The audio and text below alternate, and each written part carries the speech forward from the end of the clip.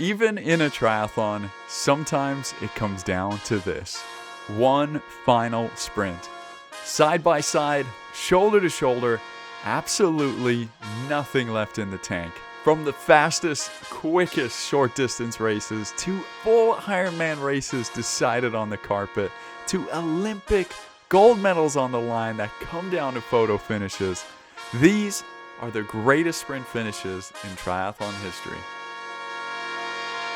Look at the fatigue both of these guys are going onto the toes. The crowd are absolutely loving it. Craig is breaking it up, and there is Miles Stewart, the Australian on the outside. Miles Stewart is going to the outside. And Chris Kimmel now is less than 50 meters from the finish line, but here comes Bevan Doherty.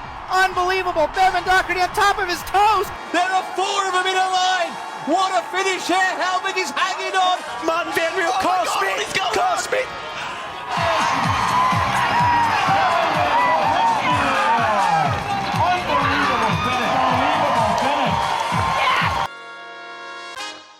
But the two best men are there. Here we go.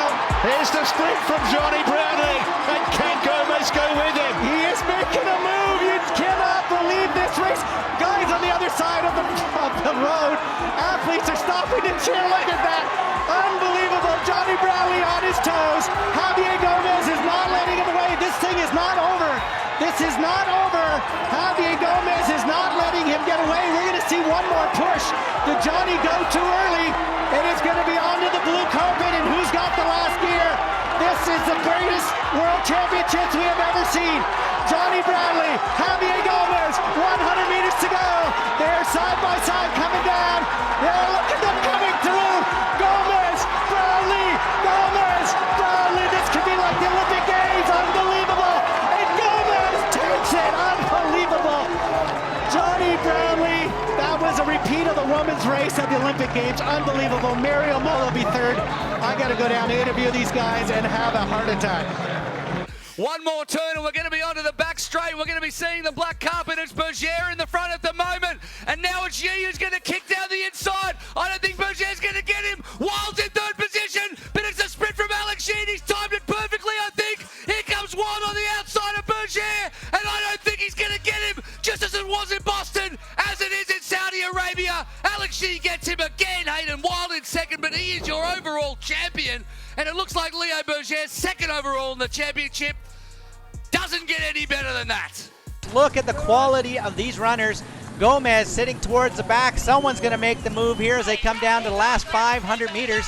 Simon Whitfield, it looks like they're all waiting for that final sprint. Gomez towards the back. Who will make the move first? As we can see right now. Here they come. Whitfield making the sprint. There is Ferdinand. Caulfield into that group as well. Gimmel trying to make the sprint. Coming down just 50 meters. Whitfield was outdone by Ferdinand trying to come around him. There's Brad Caulfield, but it is going to be Simon Whitfield diving at the land. Brad Caulfield, Ferdinand, and then fourth for Gimmel. But Whitfield cannot believe it. He has taken World Cup win number 12.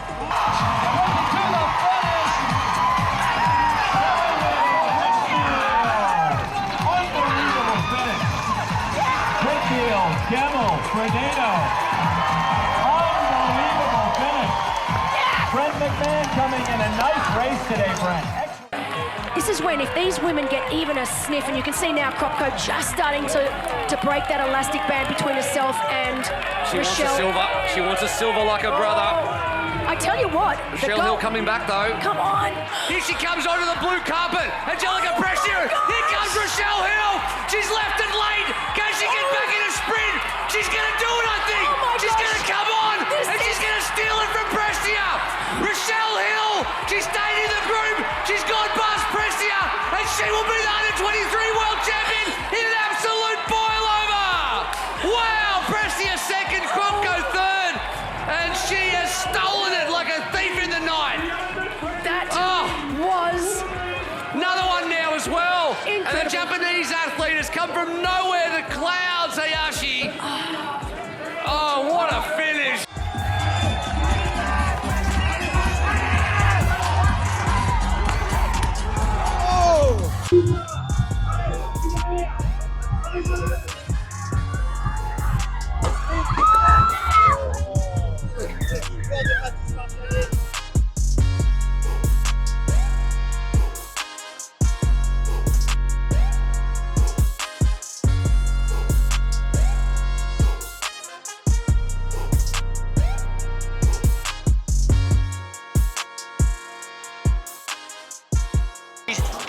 continues. It's Ryan Bailey is now dropped off, so we're down to 6. Pereira now, the guy who's in the rarefied air. Silverback. It's Johnny Brownlee back in about 6. Here comes Gomez up the outside. Gomez looking very quick, but Richard Murray to me just looks brilliant. Mola hanging in tough. We are coming around the corner. It is not long now to the blue carpet. Here we come. Alistair Brownlee can see the blue carpet. Mola there. Pereira is in 4th place. Gomez has fallen off the back. There's no question. Gomez will not make the podium today. It's on time to the blue carpet, and here they come. Alistair Brownlee trying to keep away, and Richard Murray finding one more gear. Richard Murray is moving very well. Look at Murray. Here comes Brownlee. We're on to the blue carpet now. It is Richard Murray trying to dig in deep. Mola in 3rd. Pereira coming up the side. And it looks like Brownlee may have made a tactical error trying to get inside, and he's lost it. Murray and Mola onto the blue carpet. Here comes Brownlee. Pereira hanging tough. They're coming to the finishing line. Pereira is going to be on the podium, and it is going to be Mola across the line with the victory. There comes Murray. Pereira in 3rd. Nobody would have picked him, and Brownlee in 4th. What a finish. And Mario Mola, who was the only person going into the race today who had actually beaten Gomez this season. Let's see if Alistair has enough of a gap for it not to be a challenge at all. Alistair Brownlee is out of the picture. It is a sprint. Lionel Sanders, Rudy Von Berg. Lionel Sanders, Rudy Von Berg, all the way to the finish. They are side by side, and it looks like Rudy has a half a step. Lionel has a half a step. A sprint to the finish. Oh, Didi. It's a photo finish. Didi. It's a photo finish. The timing mat is giving it. Oh my gosh. They're giving it a dead tie. I think they're giving it a dead tie. I think 5/100ths of a second to Lionel Sanders. I think it's Lionel. 5/100ths of a second unofficially to Lionel Sanders. He's right on the shoulder of the Spaniard. Gomez trying to get away again, and he might have got a little bit of daylight. It's hard to tell, here he but comes. Brownlee comes away now. This is unbelievable. Alistair Brownlee digging. Look at the fatigue in his face. They're going to be onto the blue carpet. Gomez has not let him go. They're coming around now. It is just a matter of 200 meters. 200 meters. Who will be victor? Alistair Brownlee up on the toes. He's got the better track pedigree. Onto the blue carpet now. It is Gomez side by side. Both of these men have dug deep. They were side by side out of the water, spent the entire bike ride. Brownlee and Gomez. Gomez and Brownlee. Look at the fatigue both of these guys are going. Onto the toes. The crowd are absolutely loving it. Gomez. It is Gomez. Brownlee and Gomez. They're down to the last few meters. Brownlee trying to go. Gomez on his toes. Brownlee coming. Gomez. Brownlee.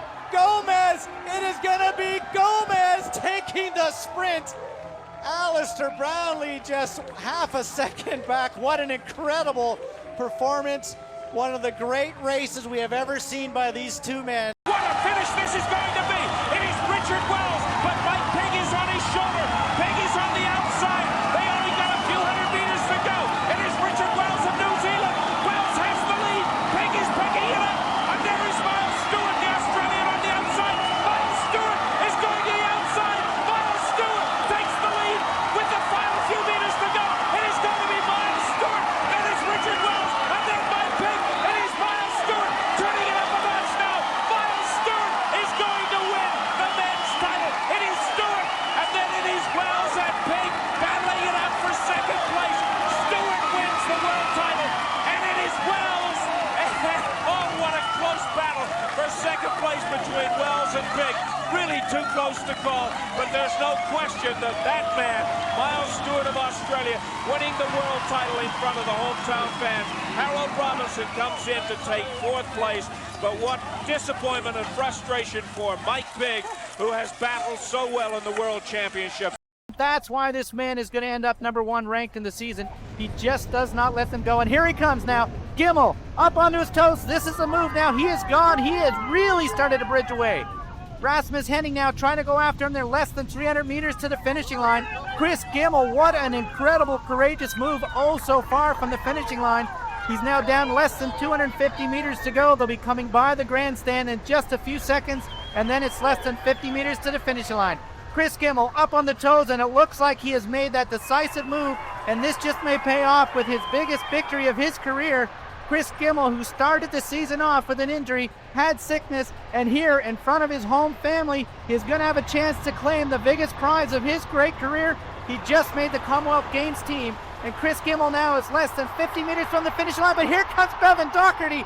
Unbelievable. Bevan Doherty on top of his toes, right to the finishing line, and Doherty, just like the World Championships, claiming victory here. What an unbelievable sprint finish. Bevan Doherty crossing the line with a victory. Chris Kimmel second, Rasmus Henning third, and it's going to be Hunter Kemper just coming towards the line. But look at this sprint finish, and he timed it to perfection. Doherty, as he did at the World Championships in Madeira 2004, has timed this to absolute perfection. What a way to finish the season. The man who said he started off out of shape has ended it with an incredible performance. 1-2 for New Zealand as Bevan Doherty absolutely spent. Chris Kimmel will have to be incredibly stoked by that performance, just passed by his teammate. That was the most exciting race of my life. Absolutely amazing.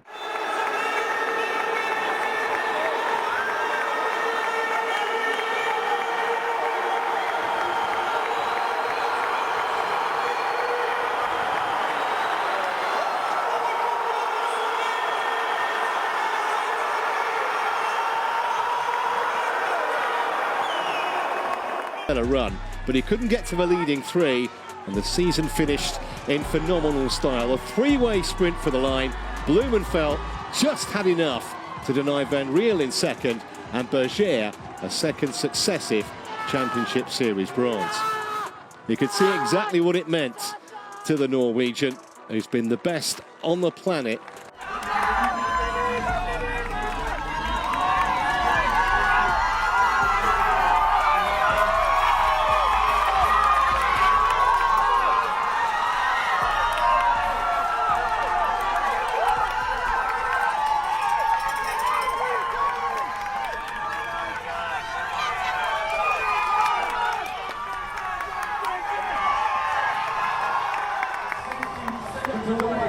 They're going to be coming in with the precision promenade, angling from now, and then it's a little bit and then just through to the line, shoulder to shoulder, galactic combination, and it looks like Belgium,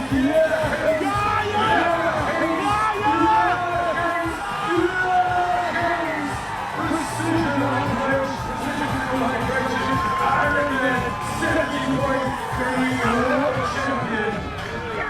the sprint between Belgium and Norway, the sprint between Germany and Christian Blumenfeld.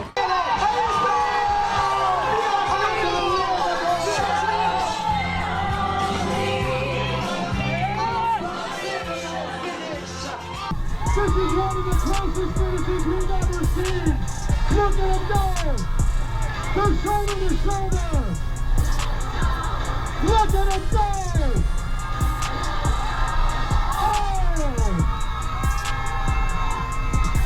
What a sprint!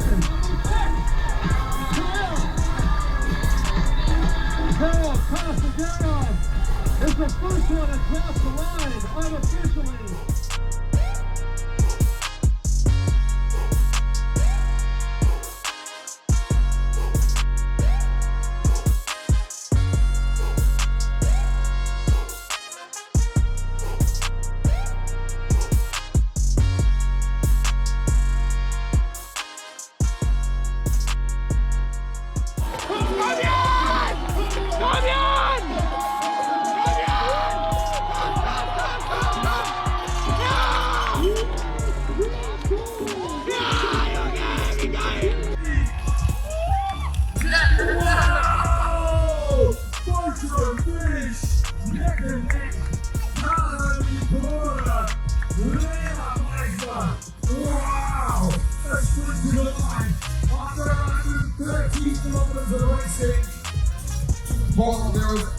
Leder in Führung. Nur noch Fratzen anstelle von Gesichtern. Gänsehaut-Feeling für die Athleten wie für die Zuschauer. 180 Puls, alles zusammen. Das Ziel in Sichtweite. Verschwommen vielleicht, aber in Sichtweite.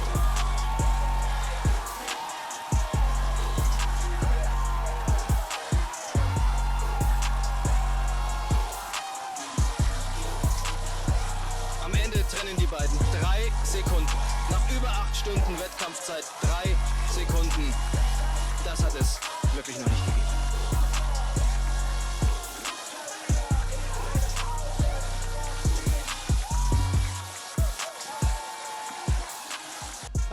Stimpson can see the winning line after a really disappointing 2016 with injury. Is she going to make it back-to-back wins here in Abu Dhabi? Hewitt really straining, but I don't think she's going to get there. And Village now has been dropped. Hewitt is trying like anything, and she's coming back at Stimpson. And Hewitt coming, and Hewitt's going to win it on the line. What an incredible race. Hewitt wins for the first time in years. Stimpson just couldn't go with the sprint. I don't think Hewitt could quite believe it herself. Village gets a groundbreaking third. And it looks like Berger may be about to break that duck and win his first race at this level, but maybe not. Maybe not, because Helvig has found something late on, and Helvig is going to come away from them. This is a phenomenal performance. Nygaard Priest are charging, Berger is charging as well. There are 4 of them in a line. What a finish here. Helvig is hanging on. The grim death, will he get there? It's a photograph. Can't split him. Trying to make the move. They're coming 3 abreast, and it is Brad Collefelt the first to make the move. Doherty next to him. They've dropped Polanski. It's down to the Australian and the Kiwi onto the blue mat now. 50 meters to go. To the left, it's Brad Collefelt. To the right, Bevan Doherty. They're side by side, making that final last 10 meters. An unbelievable sprint to the finishing line, side by side. And at the finishing line, it is difficult to tell. I think it was Bevan Doherty, but I think, look at him pumping his arms. These 2 men side by side, Collefelt pumping the arms, Doherty trying to drive. Look at the faces, both of them trying to drive their chest. And that is one of the closest finishes we've ever had, but Bevan Doherty claims the gold. Hayden Wild has hit back. There's got to be about 600 metres to go. You can see the pain on Hayden Wild's face. Alex Yee, they're both running sub 3-minute kilometres easily. Has Alex Yee got it back? He hits the front again now. Has Wild got something to give back? I don't think he does. The kick comes again, just as it did in Paris. It's going to happen again on the black carpet here in Boston. Does Hayden Wild have something to give back? He looks behind. Alex Yee's not going to be comfortable, but he is going to be the winner. And he claims it again. And Hayden Wild does not like that. He did not like that. Does Why not like You're the that Olympic champion. At all. And another narrow victory for Yee over Wild. Connix is 3rd. Helwig is 4th. Vincent Lewis sticks around for 5th position. And, another chapter in the rivalry. Couldn't have scripted it better. But it looks like he's the one who's being broken as they get to the blue carpet. Oh, my goodness. This is the final corner coming up right now, and Carl Smith's going to lead into it, but Van Riel is right on his heels. Carl Smith's gone. Carl Smith is putting down the hammer. Oh my goodness, this is the best finish we have seen. Rico Bogut's pushing up to Martin Van Riel. Can Martin Van Riel overtake him? Martin's coming. Oh my God.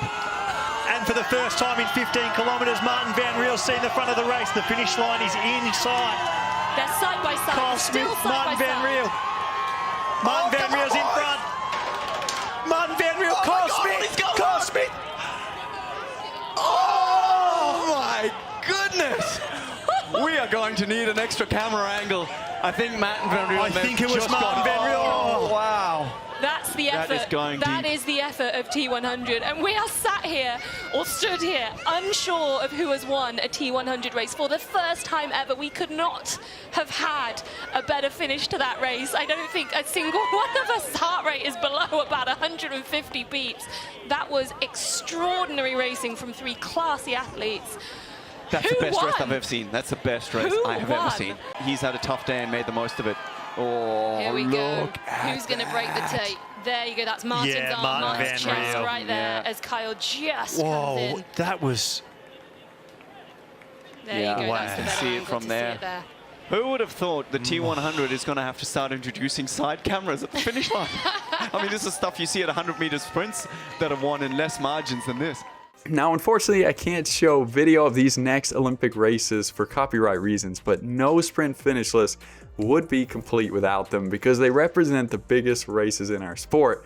So let's start with the Olympic debut for triathlon in Sydney in the year 2000, where a 25-year-old young Canadian named Simon Whitfield nearly crashed on the final lap of the bike and started the run all the way back in 24th place. And what followed was one of the most remarkable runs in Olympic triathlon history still to date, where he surged through the entire field and caught Stefan Vukovic in the closing moments, sprinting past him in front of thousands of fans to win the very first men's Olympic gold medal in triathlon.